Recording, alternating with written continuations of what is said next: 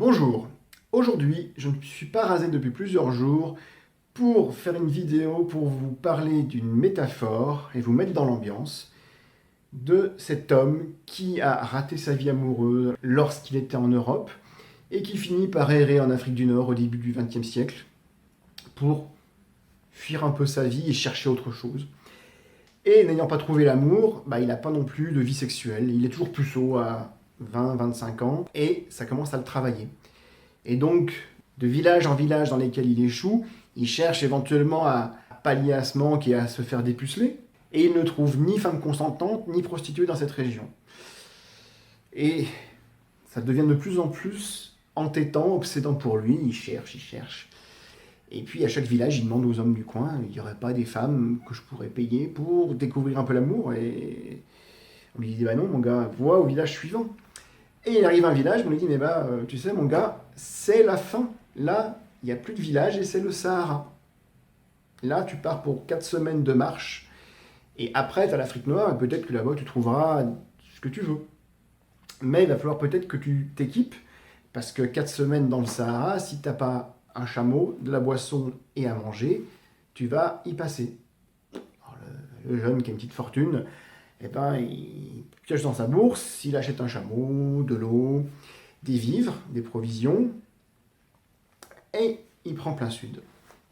Et là, il se dit, bon, dans 4 semaines, peut-être que je trouverai enfin de quoi connaître l'amour. Bon, grosso modo du sexe, hein, pas forcément de l'amour. Mais, voilà. Et ça devient son obsession. Et il y pense tous les jours.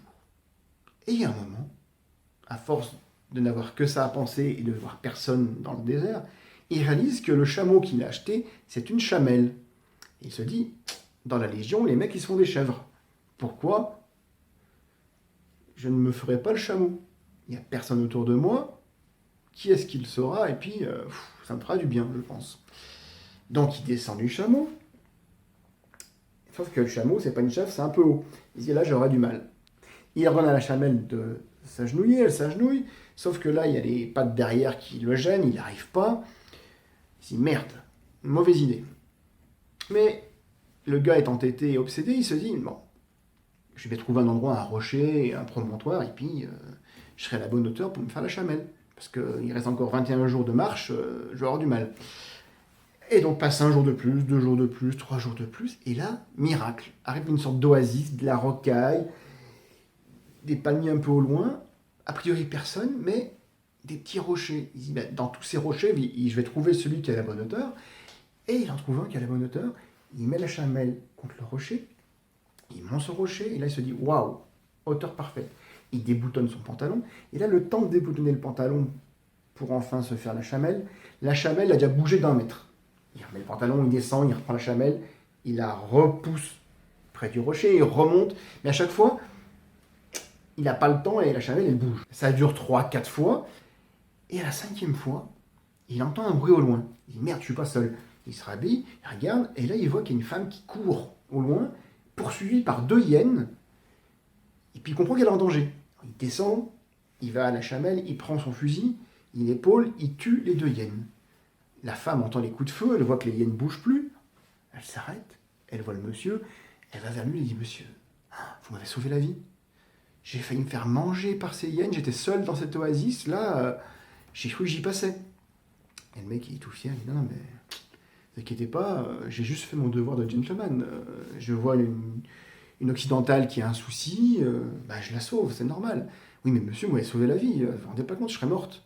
Sans vous, je serais plus qu'un bout de chair. Et oui, mais... Et lui, vous savez, monsieur, je pense que vous pouvez tout me demander, parce qu'avec ce que vous avez fait pour moi, je vous dois tout. Alors le monsieur dit, non, mais c'est bon. Mais elle insiste, elle dit, j'insiste, monsieur, je veux vraiment vous rendre service, je veux que vous me demandiez tout ce que vous voulez, et je le réaliserai. Alors le gars, il se dit quand même, il réfléchit, ouais, quand même. Et il lui dit alors, vraiment tout? Il dit, oui, oui, monsieur, vraiment tout. Osez.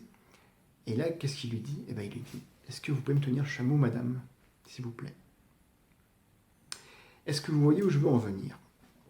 Le but, c'est pas de vous raconter une blague lourdingue et crade, c'est juste de vous mettre face à une métaphore que certains d'entre vous ou des gens de votre entourage vivent, qui jeunes avaient des grandes ambitions, des rêves, et aujourd'hui, pour vivre, eh ben, ils exercent des jobs à la con, où ils font de la vente de produits pourris à domicile. Ces activités, quand on fait le calcul de ce que ça leur rapporte rien, voire même ils perdent de l'argent avec. Sauf que comme ils ont décidé de se rabattre sur ces projets, aujourd'hui ces projets sont devenus des obsessions et ils sont incapables de se rendre compte que demain passera peut-être vers eux une blonde, une brune, ou n'importe quoi de mieux, parce que leur objectif maintenant, c'est l'obsession du moment qui les aveugle.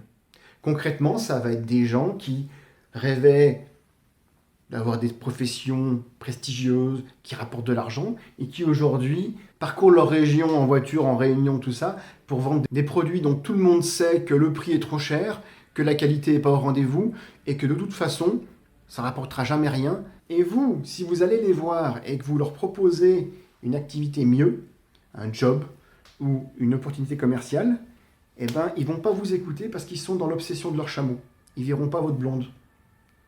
Et pire que ça, ils vont peut-être vous dire « Oui, viens, présente-moi ta blonde ». Mais le but ne va pas être de vous écouter et d'envisager votre blonde. Ça va être de vous demander de tenir le chameau, autrement dit, d'acheter un de ses produits ou de devenir revendeur de leurs produits de merde.